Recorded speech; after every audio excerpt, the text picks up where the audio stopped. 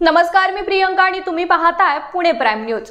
सुमारे 30 वर्ष जुना असलेला इंद्रायणी नदीवरील पूल कोसळून 4 जणांचा मृत्यू झाला तर 51 जण जखमी झाल्याची घटना मावळ तालुक्यातील कुंडमळा येथे 15 जूनला दुपारी 3:30 वाजण्याच्या सुमारास घडली होती। या दुर्घटनेमुळे जिल्ह्यातील लोखंडी पादचारी पूल आणि गावावस्त्यांना जोडणाऱ्या पुलांचा सुरक्षेचा मुद्दा ऐरणीवर आला।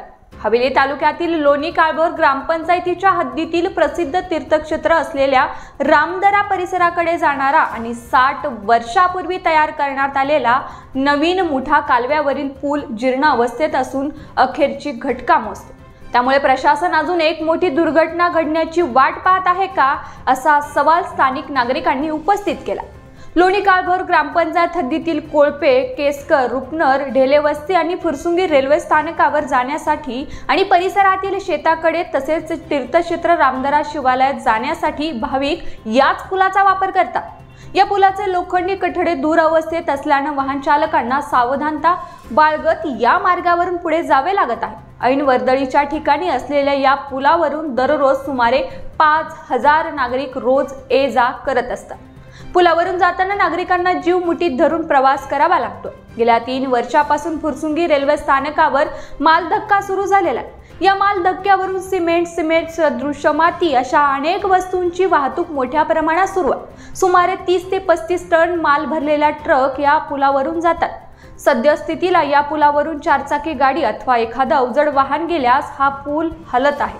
दररोज जवळपास 1000 पेक्षा जास्त वाहनं या पुलाचा वापर करतात। स्थानिक नागरिकांना कॅनोलच्या पुलाचा अंदाज आहे, परंतु नवख्या लोकांना पुलाचा अंदाज नसल्यानं तसंच पुलाची माहिती नसल्यानं मोठ्या अपघाताला सामोरे जाण्याची शक्यता नाकारता येणार नाही। पुलावरील उघडे कठडे अपघातास निमंत्रण देत आहेत, त्यामुळे जलसंपदा विभागाने तातडीने लक्ष देऊन नवीन पूल उभारावा अशी मागणी जोर धरू लागली। दरम्यान पुणे जिल्ह्यातील गावे आणि वाड्या वस्त्यातील धोकादायक लहान पूल पाडण्याचा निर्णय जिल्हा प्रशासनाने जाहीर केला।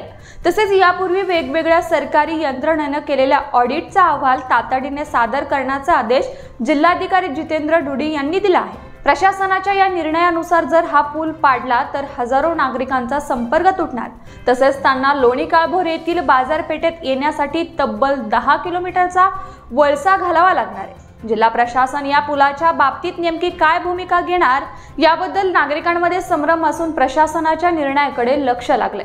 या बातमीसह इथेच थांबतोय, मात्र तुम्ही पाहत राहा पुणे प्राइम न्यूज।